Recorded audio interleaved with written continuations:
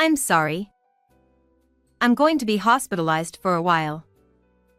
When I went to the hospital for a checkup the other day, they said I should get further tests done, so I'll be undergoing some examinations at the hospital. So, I won't be able to take care of things at home for a while. I'm sorry. Seriously? Is that okay? Yeah. It's just for precautionary measures. So, you don't have to worry too much. Thank you. Oh, no. What I'm worried about is not your health, but our lifestyle until then. Huh? I mean, I'm supposed to do housework, right? I can't do that kind of stuff. It's bothersome. And there might be things you need during your hospitalization, so, try to stay a bit healthier, okay? My husband's heartless words hurt me, and I simply regretted getting married. But my husband's cruel behavior didn't stop there. He continued saying, Actually, you don't need to come back after being discharged. What do you mean? It's something I've been thinking about for a while. Women are such expensive creatures, aren't they? Even this time. Even if it's just a checkup at the hospital, that's still a costly thing, right? Geez, it's really annoying how much money it costs. Lately, I've been thinking and regretting a lot. Why did I marry you? So, you don't need to come back. I don't want to see the face of a freeloader who can't even earn money. The moment I heard those words, I decided to divorce. I couldn't imagine spending the rest of my life with someone who couldn't cherish such a wife. I understand. I'll divorce you. Huh? Are you serious? You're probably just saying that in the heat of the moment, right? I'm serious. Let's start the procedures right away from tomorrow. So, you won't have to see me anymore, so rest assured. Huh? What do you mean? My husband showed a surprised expression. He probably didn't understand the situation. Besides, he doesn't know everything about me. Because I have one secret from him. He would probably be surprised if he found out. About 3 years ago, my husband and I met through an arranged marriage and got married. Initially, I had planned to get married by the age of 28 at the latest. But things didn't go as planned. Before I knew it, I was over 30, and I seemed to be the only one around me who wasn't married. My mother even told me to get married while she was still alive, and I started to panic. It's not that I didn't want to get married. It's just that I couldn't continue dating until someone proposed to me. But there was one man I thought would eventually marry me if I continued to go on alone. However, in the second year of our relationship, we lost contact. One day, when I went to his house without saying anything, I saw him entering the house with a strange woman. Not only the two of them, but also 2 people who seemed to be her parents entered the house. I was convinced at that moment. I had been abandoned. After that, I chose to meet my current husband through an arranged marriage, aiming for a certain way. When I first met my husband, he gave me the impression of being ordinary, but gentle. I was in a hurry to get married, so I thought he would do. I positively proceeded with the marriage proposal. My parents seemed relieved at last. And our relationship progressed smoothly, leading to marriage. It was a relief to put an end to my single life in some way, but my husband gradually changed after we got married. When we got married, my husband started talking about something like a rule for married couples, and at first, I thought it was a good idea, but it gradually became troublesome. At that time, I broke one of the promises, and my husband began to express his displeasure with me, slightly angry. Wasn't that a rule? Let's do it. We're a married couple, right? Isn't it like a team? Then we should cooperate. He was passionate about it, but I can say now that I felt he was a bit troublesome. At that time, I certainly convinced myself that it was true. But my husband started to come at me with complaints after that. At first, I apologized while saying sorry. As an example of the rule, there were various things like make a bath 15 minutes before returning home and prepare dinner as soon as you get out of the bath. It's about 30 minutes from his office to my home. When he returns home, he calls me, so I prepare the bath 15 minutes after that so that he can take a bath when he arrives. To be honest, it's quite bothersome. I started to feel like I should just prepare it around the time he was about to return home. When I started to feel that way, my husband's complaints became too much, and I finally complained to him as well. I'm sorry, but I have things to do too, and there are times when I can't meet your expectations. It would be okay if we had the same life every day, but we don't. So, can I do it without worrying about time from now on? I'll still have the bath ready by the time you come home. Then my husband looked surprised for a moment, then looked at me with wide eyes. And without saying anything, he left the room and headed to the bedroom. I might have said too much. After reflecting on it for a while, my husband came back from the bedroom. When I tried to talk to him, my husband placed something on the table as if to slam it down. When I saw what he had placed, I was astonished. What does this mean? What is this? Can't you tell by looking? Well, I guess not. Let me explain. This is a divorce document, which dissolves the marriage between husband and wife. I'm not asking about that. I'm asking if you're serious about bringing something like this out. And it's already filled out. Does that mean you intended to divorce from the beginning? That's right. I've always been prepared for divorce since before we got married. After all, marriage is about strangers living together. It's not like a family, it's something that doesn't work well if strangers live together. So, I was just prepared for it at any time. Besides, I'm sure I told you when we got married that you must always keep your promises. If you can't keep them, there's no choice but to divorce, right? I can't believe it. I realized at this moment that the kindness he showed me during our arranged marriage was a lie. My husband had always been prepared to divorce. Thinking that, I suddenly felt miserable about being so happy about marriage. Should I just sign this divorce document in front of me and get divorced? But I calmed down and thought about it. If I divorce now, my parents, who were so happy, as well as my friends and relatives, will undoubtedly be disappointed. Besides, I'm at this age. If I divorce at this age, I don't know if I'll find another partner. I can't help it. I'm sorry. It was my fault. From now on, I'll do as you wish. So, won't you reconsider the divorce? Hey. Is that the attitude you have when you apologize? I won't understand unless you apologize sincerely from the bottom of your heart, even if you have to prostrate yourself. It was reluctant and frustrating, but I apologized to my husband by prostrating myself on the floor. My husband looked satisfied and even threw away a parting remark, telling me to be more careful from now on. After my husband left, tears of frustration overflowed from me, and I couldn't move from that spot for a while. I didn't expect to be subjected to such unfair treatment just to stop the divorce. I never thought that my husband would be the kind of person who would do such a thing. After that, my daily life became more stressful.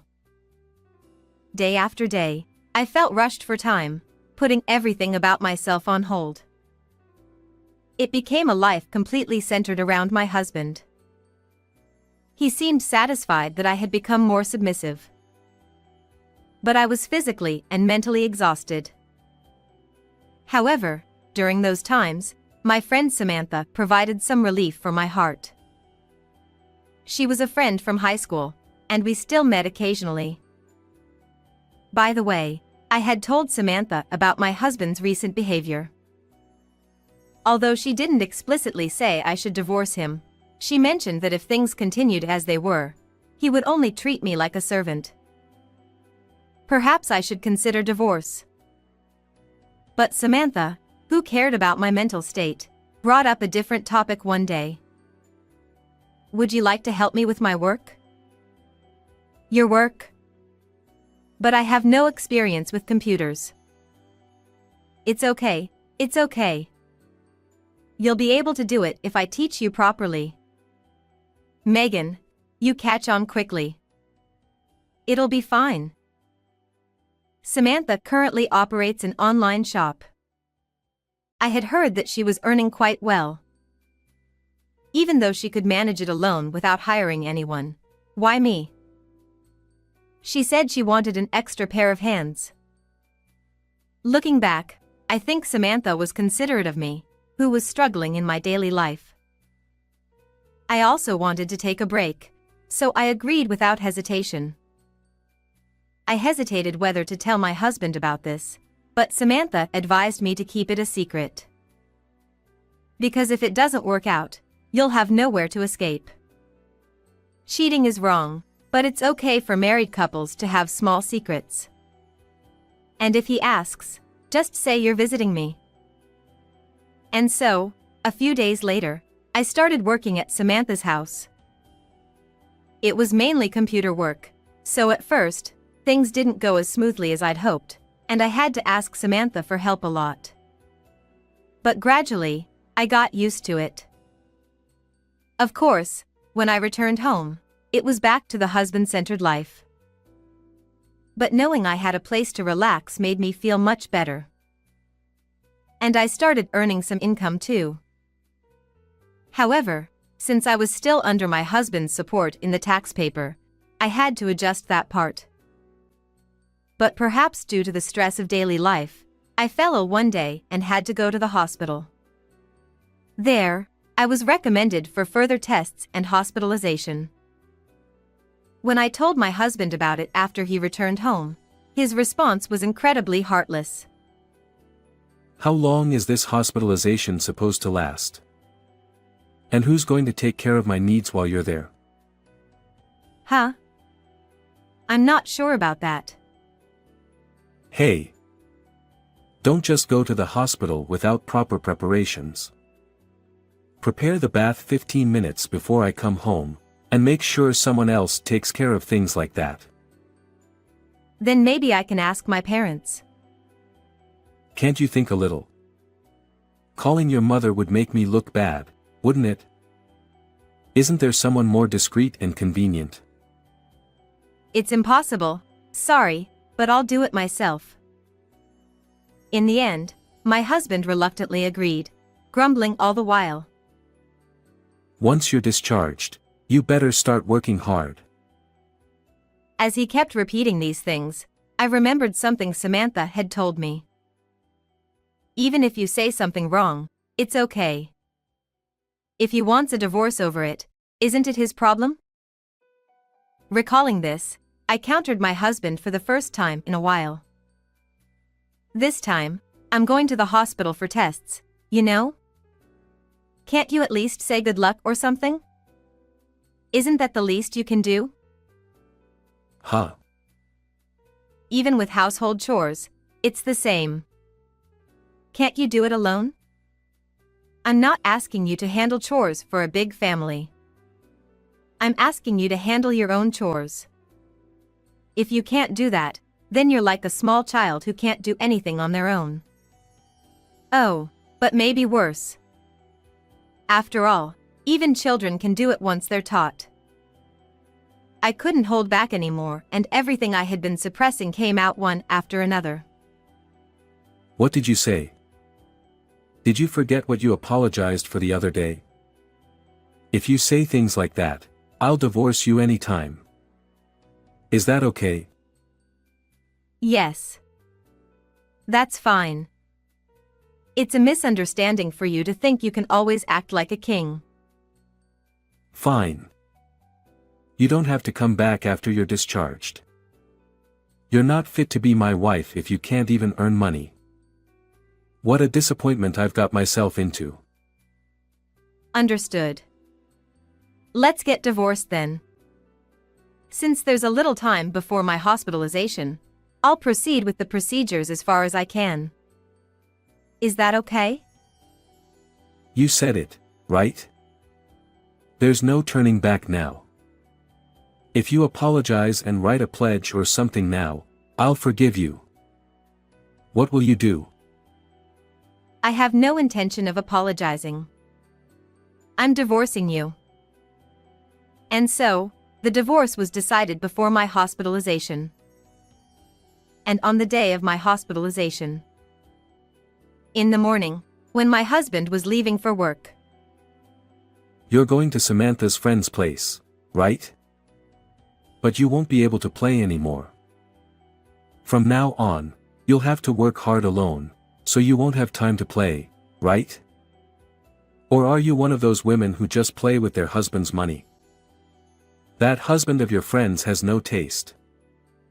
Even if he has a wife who does nothing but play, he's probably an incompetent husband who just does whatever his wife says. Well, good luck earning your keep. My husband left as if he had one, but he didn't know that I was working. Finally, I wouldn't have to adjust my income anymore. And he didn't understand anything. It wasn't me, but him whose position was in jeopardy. And then, I was hospitalized for testing. I was quite nervous about these tests. I wondered what would happen if they found something wrong. However, the result came out fine, and I was discharged safely.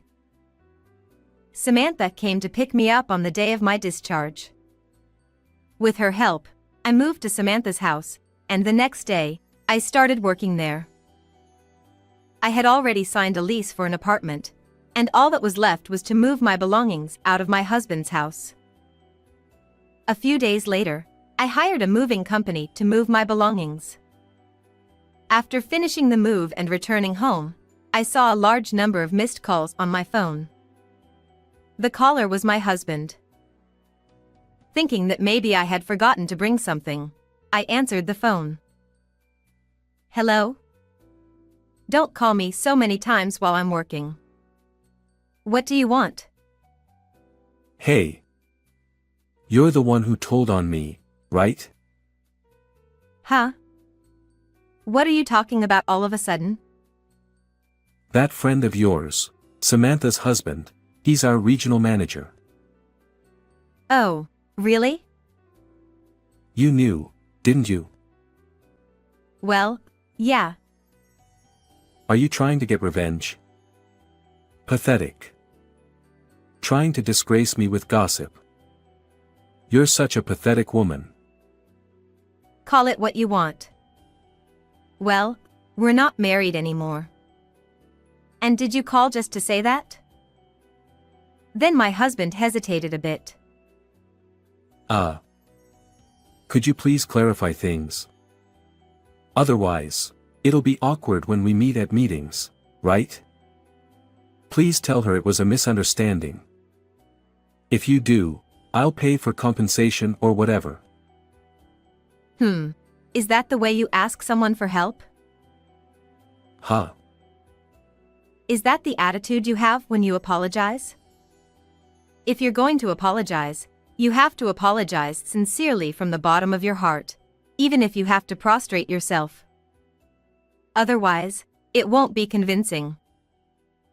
That was originally something my husband had said to me. Don't let him get away with it. Ugh. Switch to video call. I can't see you properly on the phone. My husband switched to video call, revealing himself. I deeply apologize for this misunderstanding. Please clear things up with the regional manager. My husband bowed his head to the ground. But I would repay twice as much. Oh, sorry. The signal seems to be bad. I couldn't see it properly, so the misunderstanding hasn't been cleared up. Well, goodbye. Hey, wait. And with that, I hung up. And thus, this incident came to a close. As for my husband after that, rumors spread to other store managers at a meeting attended by the regional manager, making it uncomfortable for him. He submitted a request for a transfer. Now it seems he has been transferred to another region. Even though my husband had climbed to a higher position, he couldn't retire because of the good salary. But rumors also spread at his new assignment, and it seems there was no escape for him. He seems to be quietly working now. Since then, I have been working with Samantha, and our performance has been outstanding. We plan to expand further in the future and tackle various businesses. I'm truly grateful to Samantha. If it weren't for her, I might still be a servant by now. So, if she ever needs help, it's my turn to help her this time. That's the only way I can repay her kindness. How did you like this story? Don't forget to subscribe to the channel. See you in the next video.